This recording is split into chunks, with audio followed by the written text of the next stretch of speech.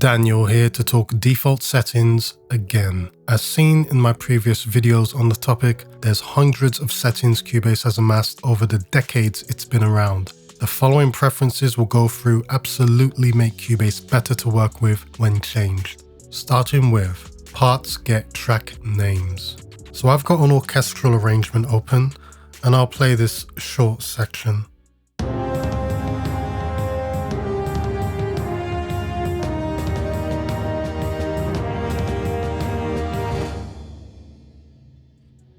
Say I want to have the woodwind section play the brass melody.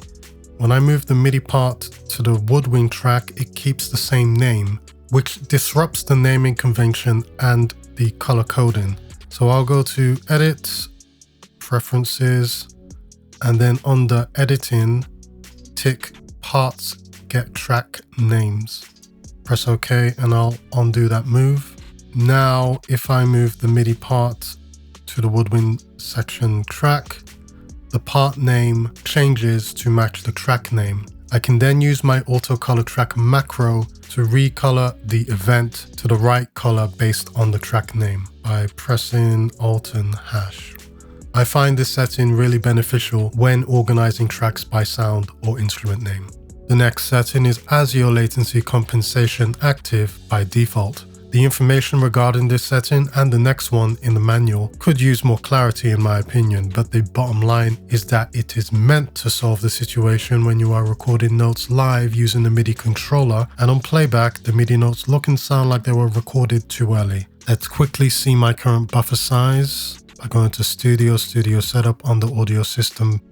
Pick your ASIO driver. I've got the Yamaha Steinberg USB driver with a buffer size of 128 samples, which I'm fine with. To test this, I'll set up an instrument track and then use Alien Sonic. Select Eagle, which is a piano. Next, I will create a group track, route the output of the instrument track to the group track.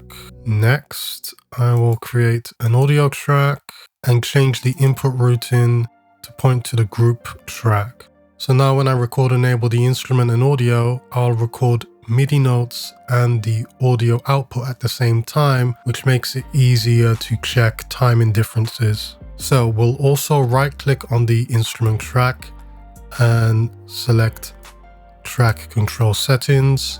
On the hidden controls, select ASIO latency compensation and click add so it's visible on the track list and press OK. And now that button is visible. I'll enable the click by pressing C on the keyboard, and I'll play a single note 4 times for 2 bars. I'll record.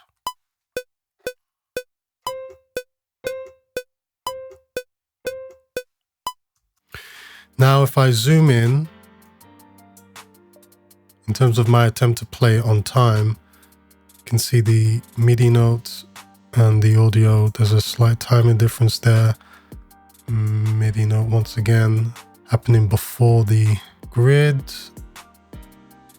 So while I can enable the latency compensation button, I want to go to the preferences window to ensure that it's on by default for any new instrument track, and I also want to enable an additional setting that works in tandem. Let's go to record, MIDI, and we want to tick ASIO latency active by default and tick the add latency to MIDI-Thru processing. I press OK now. Now let's perform the test again now that I've enabled the compensation button as well. Let's just move it and record.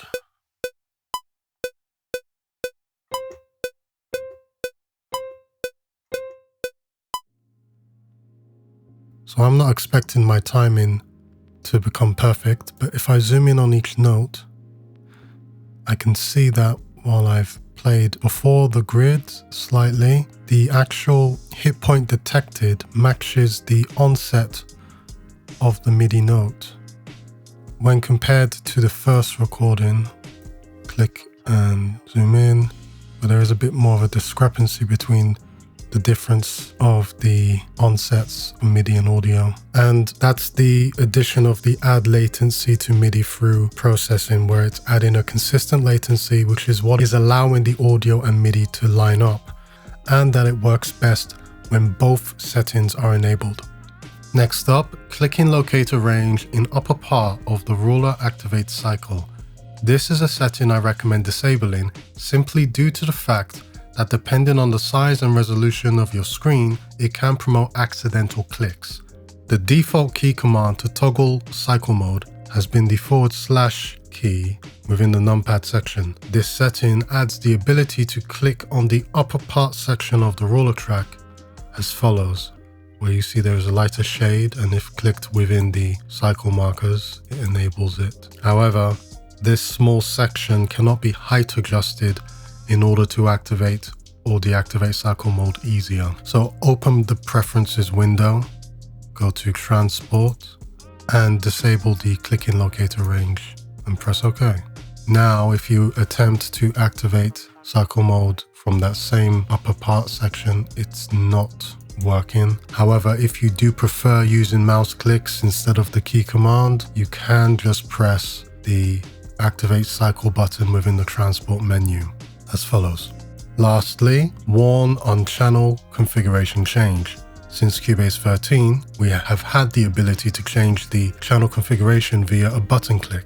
However, you also get an annoying prompt warning you to confirm whether you really want to do that. While I could tick the please don't ask again box, let's find the source location for good measure. Let's open the preferences window, this time go to VST, and untick warn on channel configuration change and press OK. Now if I want to turn this mono track into stereo, I can do so with a button click. So that's 5 default settings worth changing in Cubase to improve your experience. Let me know if there's any more that you would change. All in all, take care.